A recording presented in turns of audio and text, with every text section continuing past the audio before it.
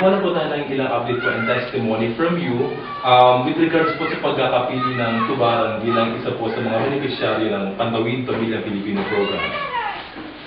Well, magandang umaga sa iyo. Hindi ko alam kung anong salita gagamitin namin para magpasalamat sa DSWD, lalo na yung Presidente, sa binigay niya sa amin 4 days. Kasi nakita mo yung lugar namin, talagang indeed talaga kami. Maraming nagpupunta dito sa amin na talagang hihingi ako ng tulong. Lalo na itong lugar namin, laging nagkaragulo.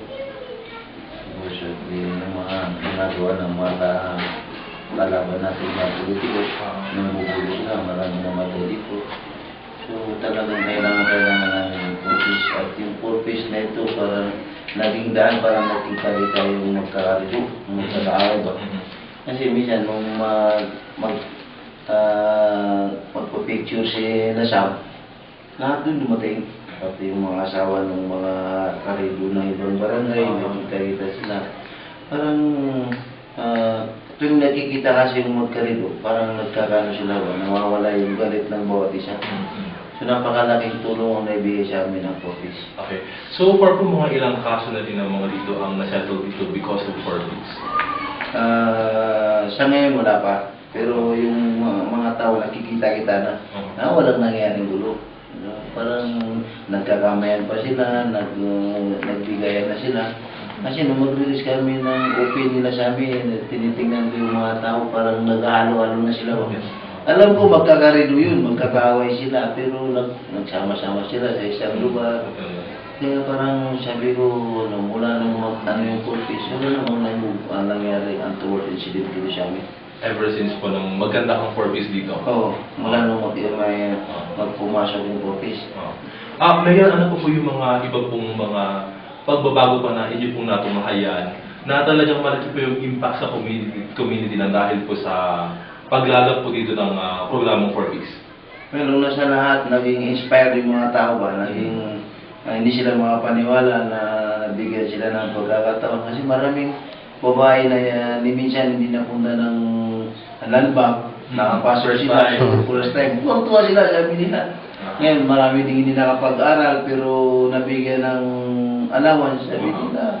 Talagang, kung titingnan mo yung mukha nila, hindi nila ma-express kung anong klaseng pasasalamat ang ipasalamat nila sa Pangulo at saka sa DSWD. Actually po kahapon nagkaroon tayo ng chance na talagang maikot yung ilan po sa mga barangay ninyo kasama ang inyo pong ML, ang inyo pong MSWO, and yung focal person. And I was really amazed kasi karamihan po sa mga beneficiaryo dito na hindi ko pa na-witness sa ibang mga probinsya, meron silang mga kanya-kanyang mga backyard or vegetable garden and fruit garden. So I was really amazed, talagang minamaximize talaga nila yung mga natanggap nilang tulong mula sa programa. And I was actually touched by this si Lola Tahan. Kasi sabi niya, first time niyang pumunta ng bank and at the same time, nilalakad pala niya from there, sa taas, sa bukid, pababa sa Binidayan, just to reach yung bank.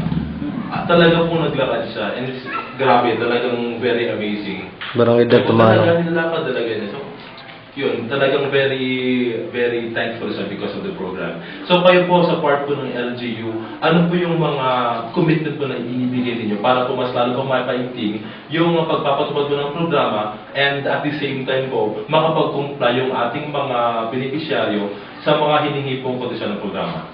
Well, alos lahat na hinihingi ng tulong, kung kaya namin binibigay ko man.